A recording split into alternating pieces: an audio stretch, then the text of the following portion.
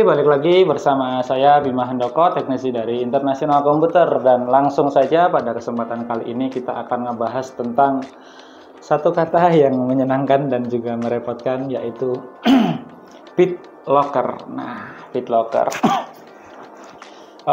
Sebelumnya BitLocker itu apa sih? BitLocker itu adalah menu dari Microsoft, dari Windows, yang fungsinya untuk mengenkripsi data kita supaya aman, seperti itu. Maksudnya mengenkripsi itu gimana? Jadi gini, data digital itu kan dia terdiri dari namanya bit.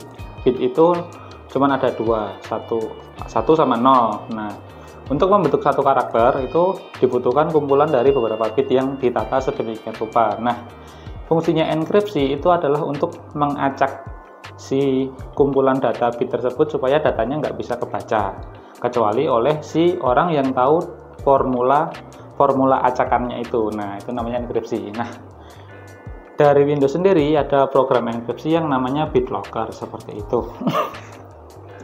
Terus kenapa perlu dibahas? Itu sebenarnya adalah sejarahnya ya. Dulu BitLocker itu sudah ada sejak Windows XP, Windows 7 juga ada, Windows 8 juga ada, Windows 10 juga ada.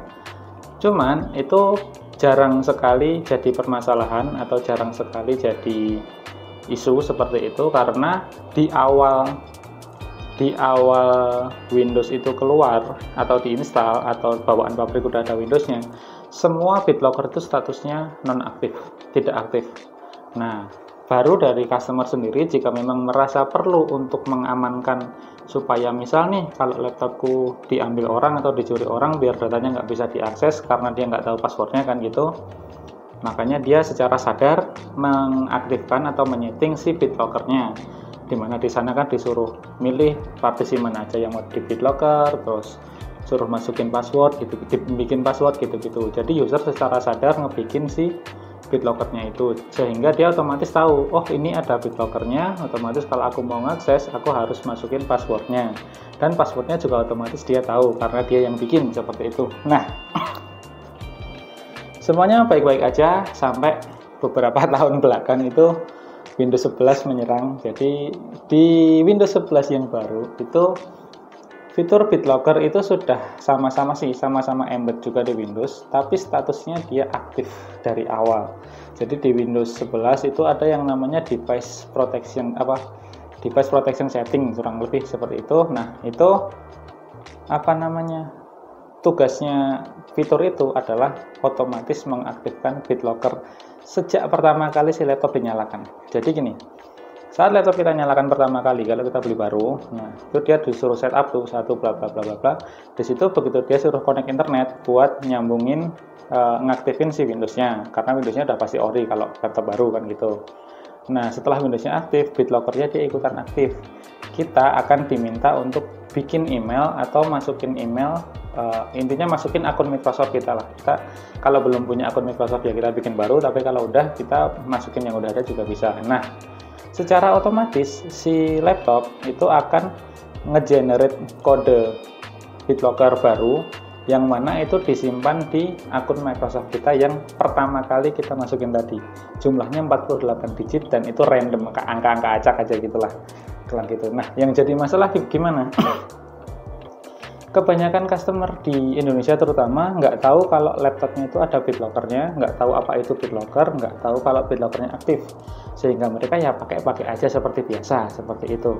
Nggak tahu kalau ini harus ngejaga si akunnya biar nggak hilang, kalaupun kenapa-napa laptopnya, kalau akses dari laptop lain atau OS lain kan harus masukin kode dulu, makanya emailnya harus bisa diakses. Intinya gitulah.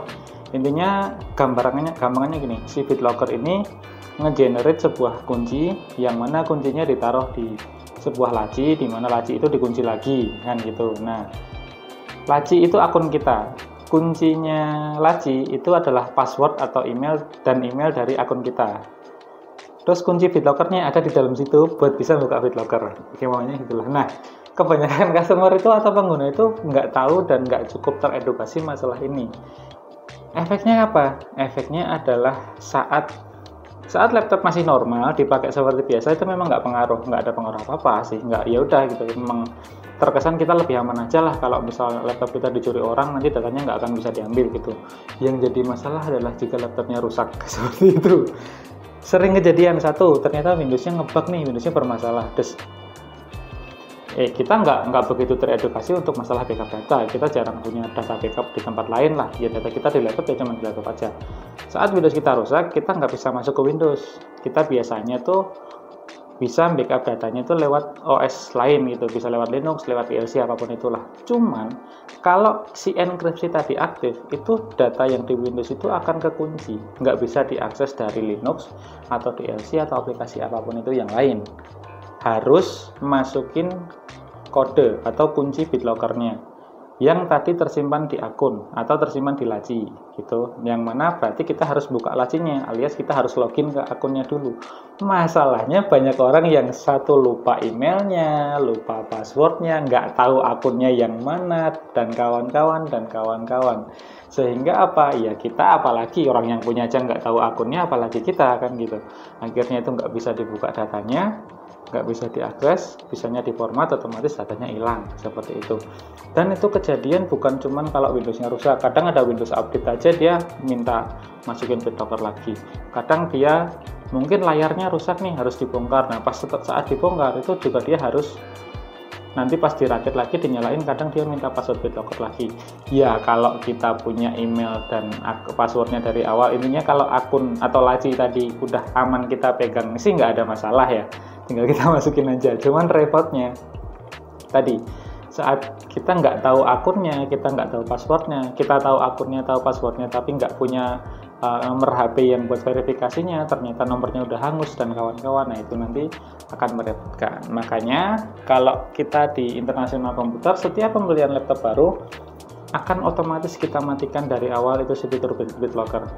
Memang ada kelemahannya, yaitu semisal kita adalah orang yang sangat penting banget nih, aku adalah pejabat sebuah bank yang mana data di laptopku itu sepenting itu nggak boleh ketahuan orang umpamanya gitu. Jadi suatu saat laptopku dicuri orang, ya udah orang itu akan bisa mengakses dataku karena nggak ada proteksi BitLocker-nya, seperti itu. Tapi kalau semisal ada proteksi BitLocker-nya, orang yang nyuri itu tidak akan bisa mengakses datanya. Itu minus poinnya satu di situ. Dan fungsi BitLocker sebenarnya cuma itu aja sih, gitu, nggak ada fungsi lain sih gitu. Tapi plus poinnya adalah jika ternyata kita adalah mas-mas dan mbak-mbak biasa, kita orang biasa yang datanya nggak penting-penting banget, yang maksudnya ya kita nggak kepikiran lah ada orang yang sampai se-effort itu buat nyuri data kita. Kalau nyuri laptop kita mungkin iya ya, kalaupun laptopnya dicuri paling sama dia datanya diformatkan gitu ya, nggak apa-apa, itu akan lebih baik dimatiin aja. Karena apa? Karena kedepannya juga terjadi kerusakan atau malfungsi atau apapun itu, akan lebih gampang untuk nge-backup si datanya, seperti itu. Makanya diputuskan untuk setiap laptop yang beli di International Komputer akan kita matikan BitLocker-nya. Dan buat teman-teman yang punya laptop di atas tahun 2021, merasa dari baru belum pernah diapa-apain, masih lancar-lancar aja, bisa dicek status BitLocker-nya masih aktif apa enggak. Caranya simple, buka search aja, nanti tinggal ketik aja device encryption setting, terus nanti dibuka. Kalau statusnya on, langsung di off kan, udah itu nanti dia akan otomatis ngedekripsi dan matiin si BitLocker-nya. Prosesnya lama, itu bisa berjam-jam, tapi itu nggak perlu ditungguin. Begitu di offin, udah dibiarin aja laptopnya dipakai kerja kayak biasa, nggak apa-apa, nanti dia akan otomatis jalan sendiri, seperti itu. Jadi mungkin cukup, oh ya sedikit lagi, kalau bingung tutorialnya nanti tak sertakan link buat tutorial cara matiinnya, itu ada di sosmed kami, di IG dan di TikTok itu ada, dicek aja, atau kalau enggak ya nanti tak sertakan linknya di deskripsi, seperti itu. Oke, mungkin cukup sekian untuk penjelasan masalah BitLocker ini, semoga kedepannya tidak menjadi masalah seperti itu. Thank you.